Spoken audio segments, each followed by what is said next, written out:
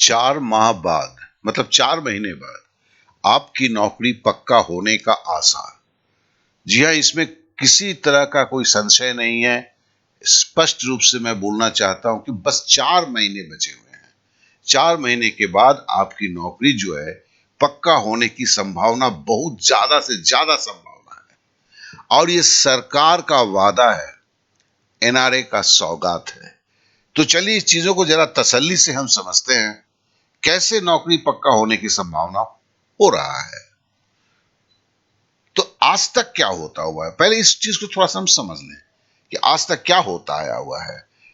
तो देखिए, हम सब एग्जाम देने की तैयारी करते हैं।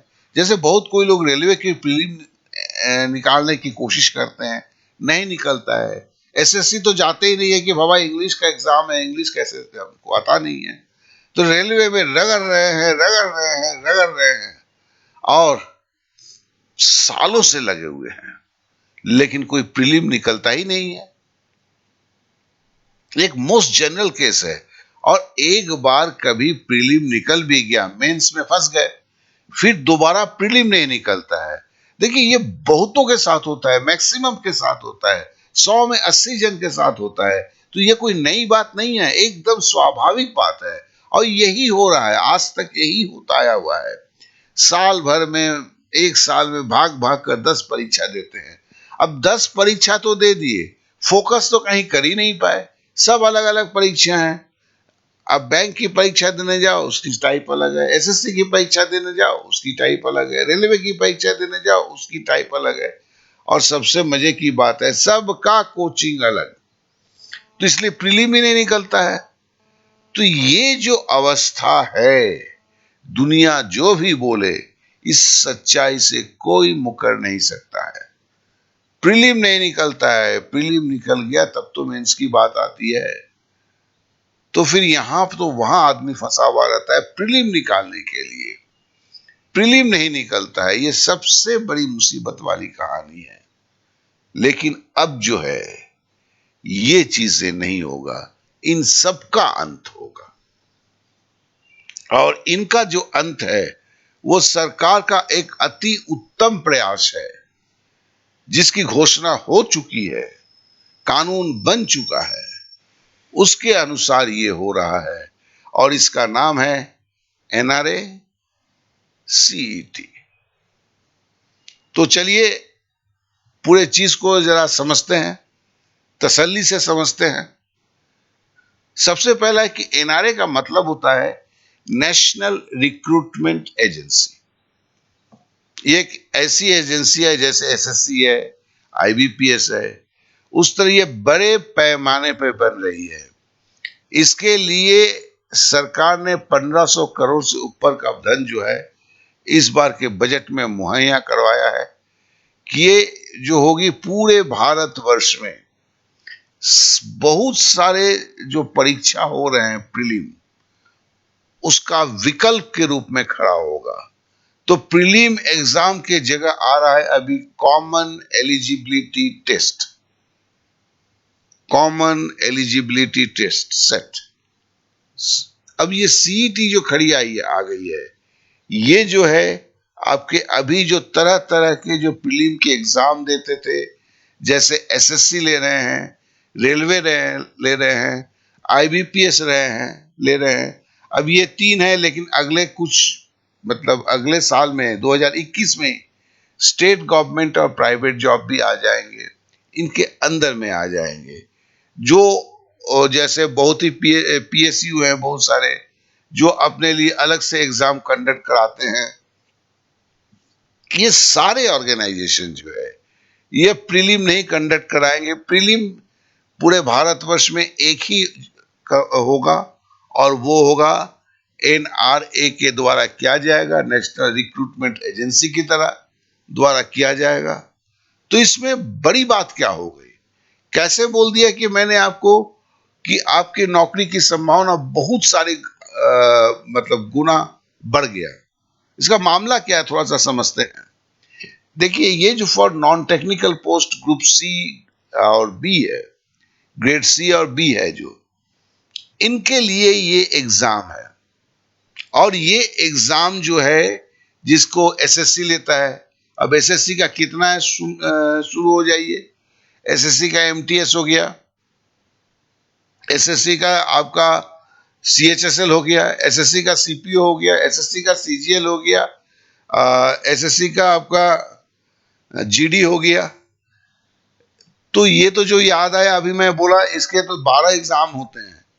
तो ये सारे एग्जाम अब एसएससी प्रीलिम जो एग्जाम है वो नहीं लेगा। ये एग्जाम जो है आपको, अब इस एग्जाम का नाम हो जाएगा सीईटी, कॉमन एलिजिबिलिटी टेस्ट। ये साल में अब एक बार नहीं होंगे, साल में 2 बार हुआ करेगा। और सबसे बड़ी बात क्या है, आप पास हो गए तो 3 साल तक ये जो है रिजल्ट वैलिड रहेगा। यहां क्या होता था, यहां पहले बार प्रीलिम करो, प्रीलिम निकला तो मेंस नहीं निकला तो फिर दोबारा प्रीलिम दो।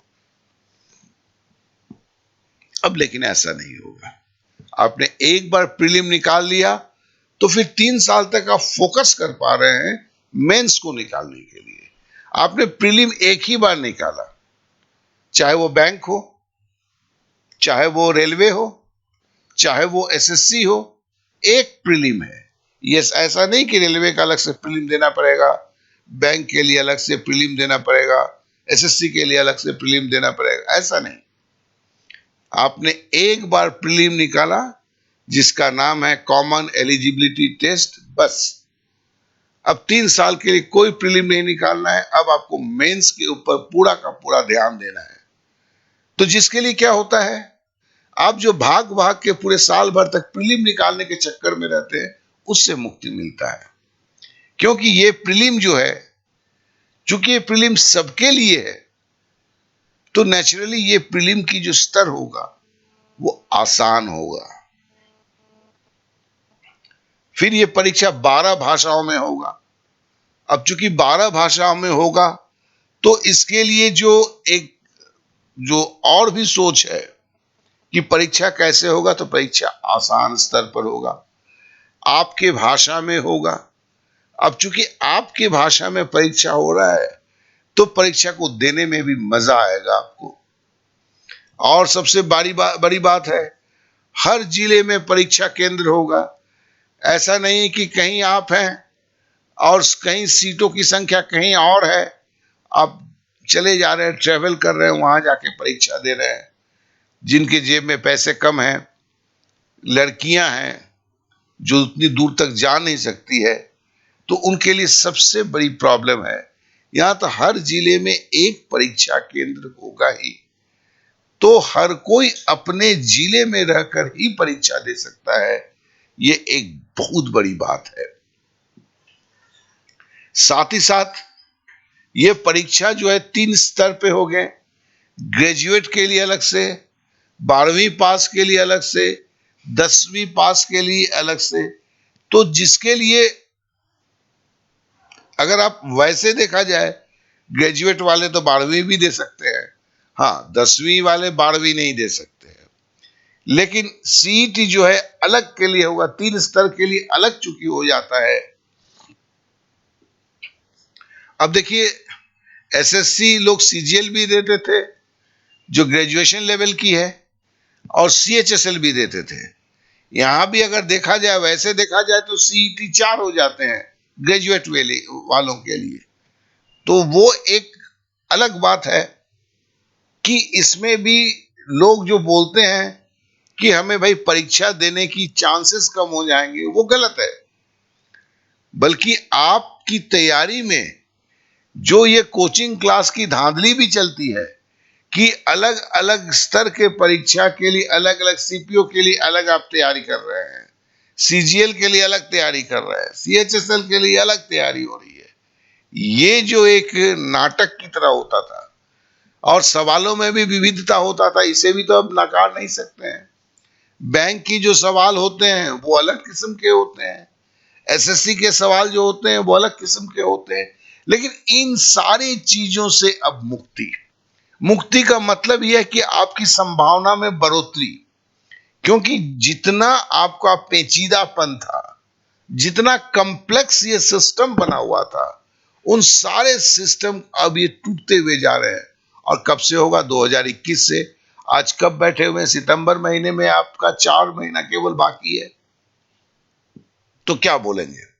अब देखो, 1.5 लाख की नौकरी है। अब जरा एक चीज को देखो, बोला जाता है केंद्र सरकार की भाई 1.5 लाख की नौकरी होती है और उसके लिए 2.5 करोड़ लोग बैठते हैं।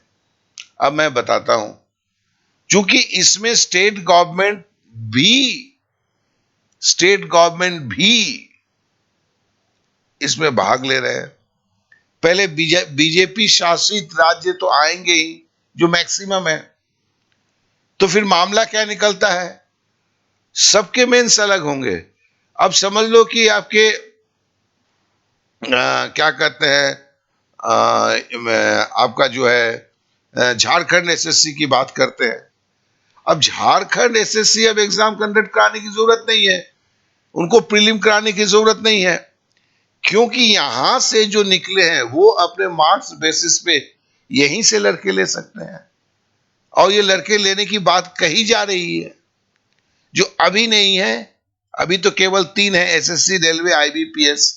आगे चलकर, मतलब इसी साल में मैं जानता हूं स्टेट गवर्नमेंट शुरू हो जाएगा।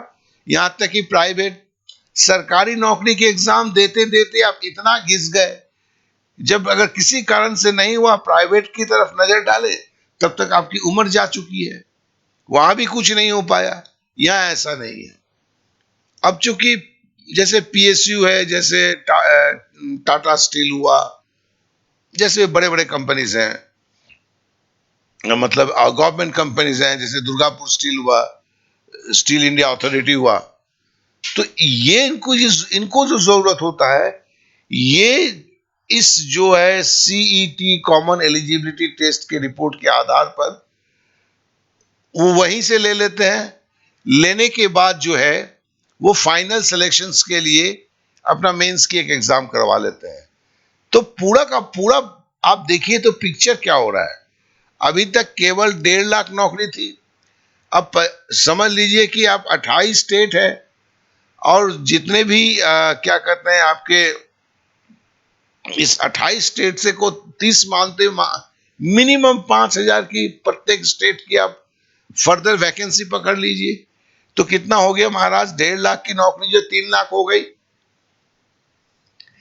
अब ये 3 लाख नौकरी मतलब क्या? 1.5 लाख की नौकरी एकदम जंप मार के आपका 3 लाख की नौकरी हो गई। ये कैसे हुआ? ऐसे कि नौकरी नहीं थी, नौकरी थी, लेकिन अब क्या हुआ कि आप एक ही परीक्षा देकर, पहले क्या होता था, स्टेट गवर्नमेंट भी अपना, आपको वहां भी फॉर्म फिलअप करना है, वहां का भी प्रीलिम निकालना है। अब ये सारे नाटक बंद हो गए, जो सबसे बड़ी चीज है। अब देखो, अगर मैं पहले की ले लेता हूं, आज की बात करता हूं, कि 1.5 लाख की नौकरी है, 2.5 करोड़ के अभ्यर्थी है, मतलब 167 अभ्यर्थी से एक जन का चुनाव होता था। अब अगर 1.5 लाख की जगह पे अब 3 लाख की नौकरी वैसे आप देखने लगते हो, तो फिर क्या होता है? आपका चांस तो ऐसे ही डबल हो गया। 167 की जगह 80 में से एक जन की चुनाव होने लगी। फिर आप एक बार देके 3 साल तक, तो फिर समझ सकते हो आप कितना फोकस कर सकते हो। अब घर के दृष्टिकोण से देखो, पहले प्रीलिम नहीं निकल रहा था तो घर में ताना, घर में रहना दुश्वार, बाप बोलता है तेरे से कुछ नहीं होगा, तू नकारा है। तो घर की सपोर्ट तो आती नहीं थी, बल्कि घर से टेंशन ही टेंशन आ जाते थे बहुतों के साथ। लेकिन एक बार अभी आपने प्रीलिम निकाल दिया, घर के भी आस बंद गए, आप भी फोकस हो गए। अब कि प्रीलिम का तो चक्कर नहीं है, मेंस निकालने का चक्कर है। तो आप थोड़ा सा अगर क्या कहते इधर उधर ताकने वाले बच्चों में से हैं, तो भी आप पूरा का पूरा कंसंट्रेट हो गए कि भैया जीवन में एक बार तो चांस मिला, इसको तो करना ही है। और चूंकि ये एग्जाम शुरू हो रहा है, तो मैं बोल सकता हूं कि इसके सवाल इजी टू मॉडरेट है। तो इन सारे कारणों को अगर एक साथ देखें, तो बोलेंगे कि आपके पास जो अवसर है वो अब कई गुना बढ़ गया है। तो आशा करता हूं कि इस अवसर को आपको अभी से तैयारी के रूप में शुरू हो जाना चाहिए। भाई मैं तो शुरू हो गया, अब आपकी बारी है। इसे आप ढंग से सोचो, और ढंग से सोचोगे तो आपको भी रास्ते दिखेंगे। आपने समय दिया, इसलिए आप लोगों को बहुत बहुत धन्यवाद।